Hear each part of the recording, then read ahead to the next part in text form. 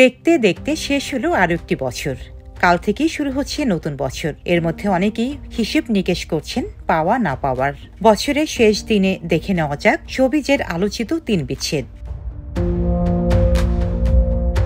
মাহিয়া মাহি চলতি বছরের ফেব্রুয়ারিতে হঠাৎ ফেসবুকে লাইভে এসে স্বামী রকিব সরকারের সঙ্গে বিচ্ছেদের সিদ্ধান্ত জানান নায়িকা মাহিয়া মাহি। এরপর মার্চ মাসে কাগজ কলমে বিচ্ছেদ হয় তাদের। এর আগে ২০২১ সালের ১৩ই সেপ্টেম্বর রকিব সরকারকে বিয়ে করেন এ নায়িকা। এ সংসারে একটি পুত্র সন্তানও রয়েছে। দাম্পত্য জীবনের ২.৫ বছর হতেই বিচ্ছেদ হয় তাদের। আরিফিন শুভ গত ২০ জুলাই স্ত্রী অর্পিতার সঙ্গে ৯.৫ বছরের দাম্পত্য জীবনের বিচ্ছেদ হয় ঢাকাই চলচ্চিত্রের আলোচিত এ নায়কের। গত ৩১ জুলাই তার ভেরিফাইড ফেসবুক পেজে এ খবর জানান তিনি। ২০১৫ সালের ৬ ফেব্রুয়ারি ফ্যাশন ডিজাইনার অর্পিতার সঙ্গে বিয়ের পিঁড়িতে বসেন শুভ।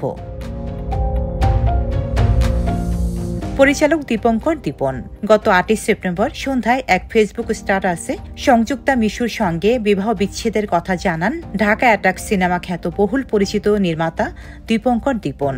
তখন এ নির্মাতা জানান, পারস্পরিক সমঝোতা ও একে অপরের প্রতি সম্মান রেখে পরিবারের অনুমতিতে আমাদের বিবাহ বিচ্ছেদ প্রক্রিয়া সম্পন্ন হয়েছে। ডেস্ক রিপোর্ট, সাম্প্রতিক দেশকাল।